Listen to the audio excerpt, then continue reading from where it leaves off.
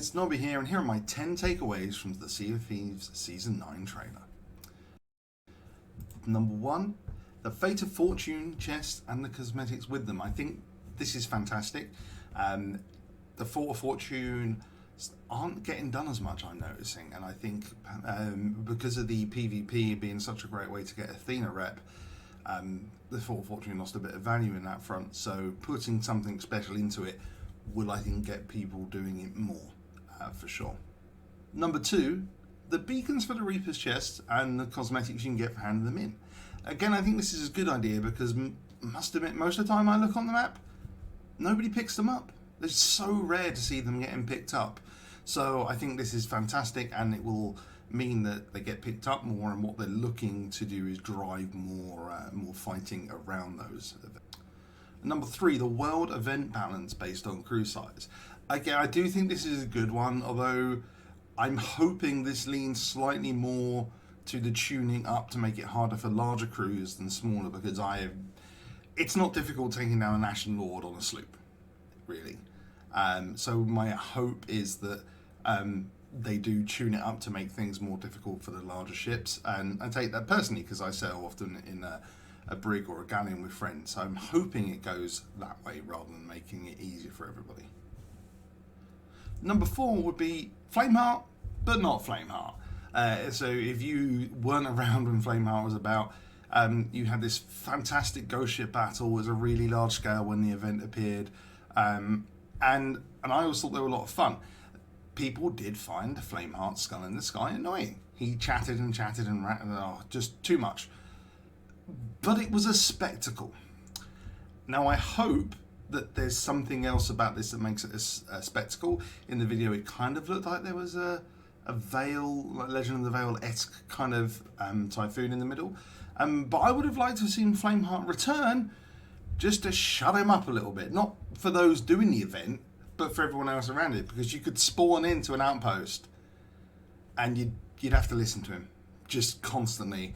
So I don't know about that. I'm glad the event's back, but I think they should have found a way to keep Flameheart's skull or something like that in. I'm looking forward to seeing what it is though, and hopefully I'm wrong and it still is the kind of spectacle it was before. Number 5 is the new Pirate Legend Voyages. I like these. It's good to have a use for doubloons. I've got a stack sat there doing nothing largely apart from buying the occasional key when I'm sailing with friends who don't have all the tomes. They do seem to be aimed at helping you grind out certain commendations for certain things, and I like the variety and the difference they bring. But a big thing is the skull for the Fort of the Damned. The Fort of the Damned was always a nightmare to get started up. So to be able to have this mission where you can pick up a skull and go and do it, I think it's great, and this is going to have a big impact on the wider map because you'll see the Fort of the Damned more, which means people are going to go and try and steal your Fort of the Damned kit from. So it's a great idea. It's a fairly simple thing. It's not going to be too too cheap in terms of anybody can rock them and do it. The doubloons, especially when you're starting, are hard to come by. So yeah, great idea. Looking forward to seeing that one. Number 6 would be the Shroud loot and the seagulls above sunken ships.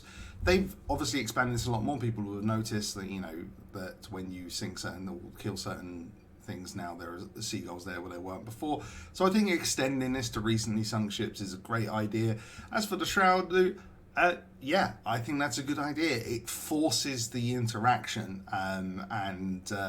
it is a pirate game, and you do sometimes get attacked PvP, and you have to deal with it. You've got to understand you don't always get away with everything you've got. It's the game. So really glad that this thing is out there, and I'm sure that's going to be well received by most of the community. Number 7 would be the food dial. Actually, it seems like a small thing, but actually, if you've been in a fight where you're on, oh my god, I need to replenish my health, but you've picked up that bit of snake from the snake you killed, and then before you know it, you've already eaten it, and then you're throwing up, and you've wasted half a piece of snake. Very annoying. So it's small, but it's one of those things that I wouldn't have thought about, but I'm really happy that it's going to be put in, and that's a great call by the team. Number 8 would be the harpoon update. It's a really, really great idea in my opinion. It just makes looting so much easier. Some of the most frustrating moments in past Sea of Thieves seasons in the earlier days was the amount of time it took to sort your loot and cash in. So over the last few seasons, and various improvements are made to streamline that, and you can now just spend more times on the seas being a pirate. You know, I've noticed, I would say, a session where you've done a good Grey 5 run and emissary missions is half an hour to 45 minutes shorter because you're not having to run so much stuff. So yeah, I think Harpoon's great call, makes it much better. But while I do get that some people aren't happy about it, as I was in Bearded stream earlier, and yeah, there was people saying that they didn't think it was a good idea, and I think Bearded was unsure himself.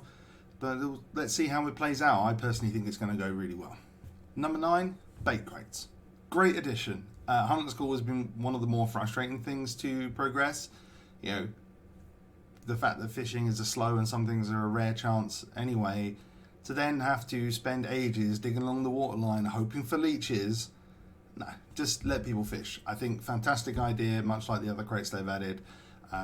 Really, really good idea. And 10 would be Stephen Spoils getting a new person, but also Sovereigns being able to accept Hunter's Call goods in, the cooked meat and fish. I like that there's going to be a replacement of Stephen Spoils, just because it left this big void in the map if you wanted to hand in some cooked meat and fish. I'm less keen on the Sovereigns being able to accept those goods. When I was told it by a friend before I watched back the full trailer, I thought, well, that's great.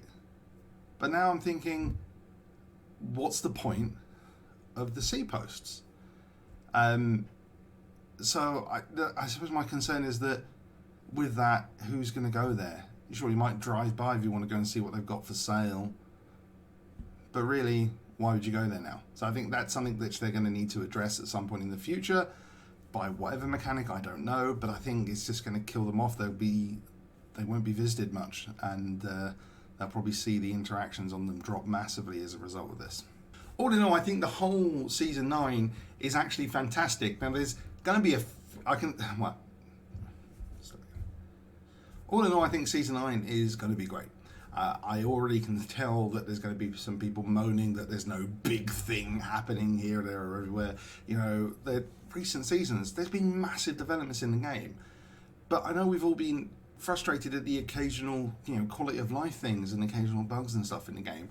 But you know what? What they've got in the patch is they're fine-tuning stuff. There's so much great stuff in the game right now that taking some time to tweak it here, pinch it there, adjust it here, fantastic. And I think all of this stuff is really, really good for that, and it's going to be, great for the community. My only reservation is, now what's going to happen to the sea post, because you don't need to go to them anymore. But what do you think? You looking forward to it? Only at the point of recording this, 10 days to go until Season 9 comes out. So I'm looking forward to giving it a try. You let me know what you think in the comments, and I'll see you out on the seas.